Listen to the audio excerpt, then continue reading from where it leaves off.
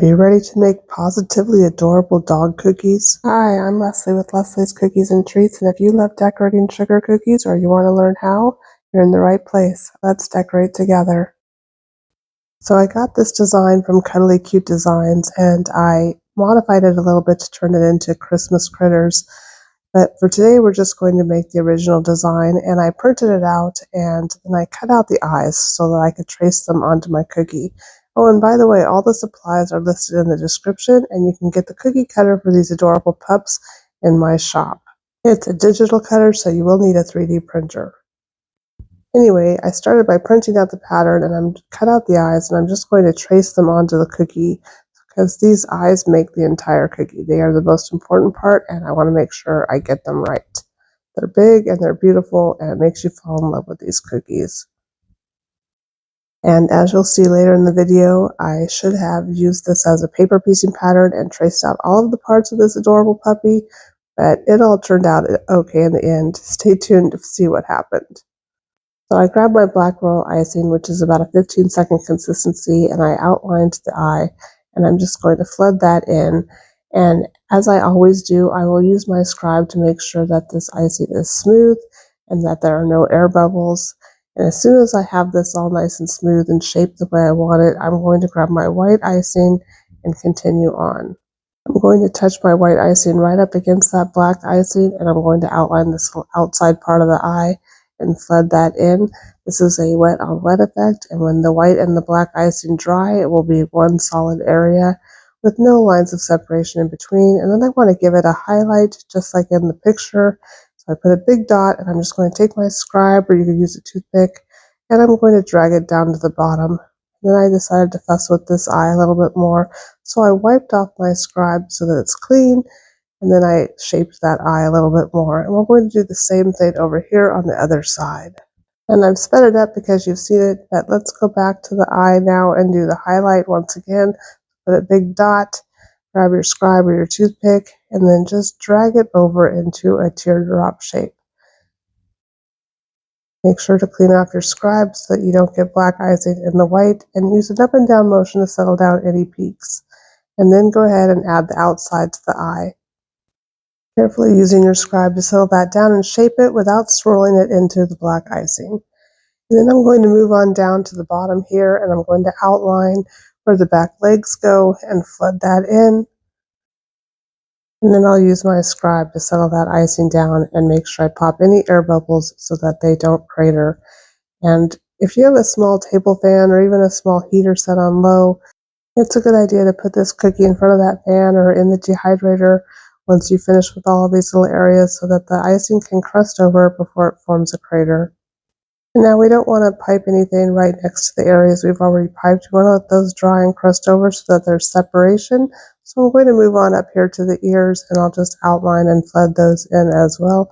I put a squiggle down the middle to hopefully help avoid craters, and then I'll just go ahead and fill in right on top of it. I didn't wait for that squiggle to dry. And then, as always, I'll use my scribe to shape the icing, settle down any bumps or peaks, and to pop any air bubbles. Air bubbles look like little darkened areas under the surface, and so you want to make sure you pop those if you see them. And we'll do the same thing on the other side. I'm not making these cookies for any particular reason or purpose. I just saw the pattern by Cuddly Cute Designs that it's a paper piecing pattern for scrapbooking, and it was so adorable I knew I had to turn it into a cookie. And so I am. Her designs are called Pudgies, and if you buy the design, you can cut out all of the pieces using a Cricut in the same size as the cookie cutter and use that as a template to easily trace your design onto the cookie. So now I set my cookie aside to dry for about 10 to 15 minutes, and I'm coming back in now, and I'm just going to add in the tail. Over here, it's just a little small triangle, so just go ahead and pipe that in, and then use your scribe to settle that icing down. Once again, I don't want to get any craters in these areas, so you're going to want to make sure that that icing is smooth and that you've popped any air bubbles. I know I'm talking a lot about craters in this video. It's because in these little tiny small areas, they happen. My cookie here is only about 2.5 inches. I wanted him to be really small, so it's easy to get craters in those little areas. So while the tail dries, I'm going to go ahead and fill in the head. The ears have already crusted over and so have the eyes. I'm going to be really careful not to pipe on top of the eyes, and instead I can use my scribe or my toothpick to push that icing over up against the eyes. No matter how small you cut the hole in your piping bag is a big thing that you have to get into little tiny places sometimes, so it's often a lot easier just to use a scribe or a toothpick and move that icing around and shape it the way you need to.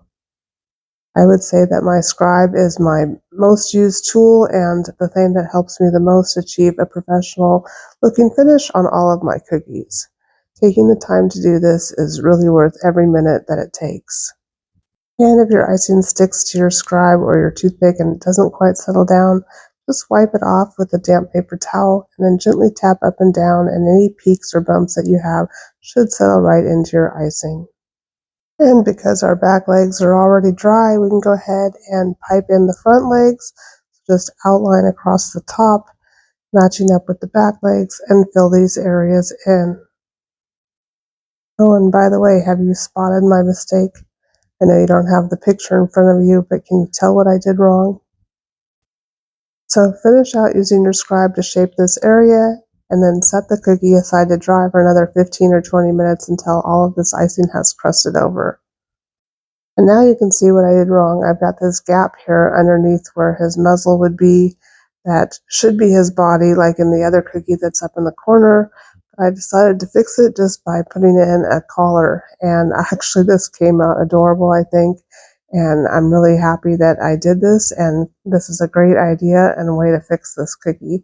So I just put a stripe of black for the collar, and I'm using my scribe to settle that icing down and to shape it. And I set it aside to dry again. And now I can come back in and pipe in his muzzle.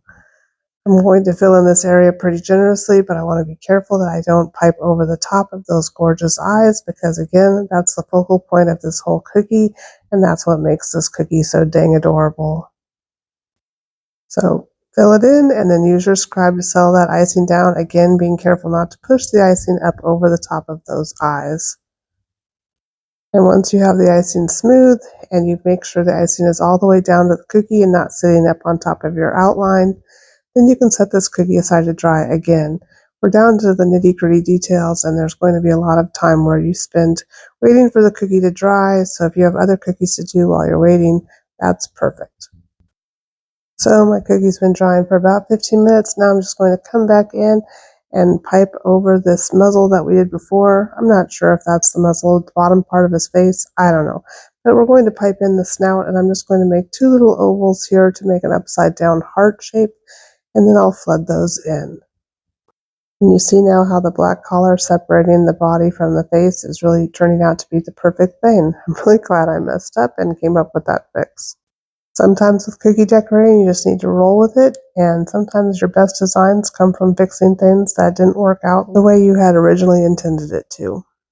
So once you get his snout all settled down and smooth, go ahead and set him back in front of that fan or in a dehydrator to dry. Mine dried for about 15 minutes. Now I came back in with my black royal icing, also in a 15-second consistency, and I'm just going to pipe in a big oval or dot here for his nose. And then I'm going to grab my white icing as soon as this black is smooth and add a little highlight. So I'm going to touch down, squeeze a little, stop squeezing, and then drag it off. And there's my highlight. And then for every dog cookie I do, I almost always add a tongue. So I've got some lighter brown icing here, and I'm just going to make a little cream colored tongue. If I had pink icing, I would have done that. But that was kind of a last minute add. And then I let my cookie dry completely, and I'm coming back in with my edible marker to make some little dots, and then this cookie is done. What do you think? Which way do you like better, with or without the collar? Let me know in the comments. Anyway, stay tuned. If you like this video, subscribe to the channel because the cat's coming up soon. Thank you so much for watching, and be sure to check out Cuddly Cute Designs. She has adorable scrapbooking designs that look great as cookies. Bye!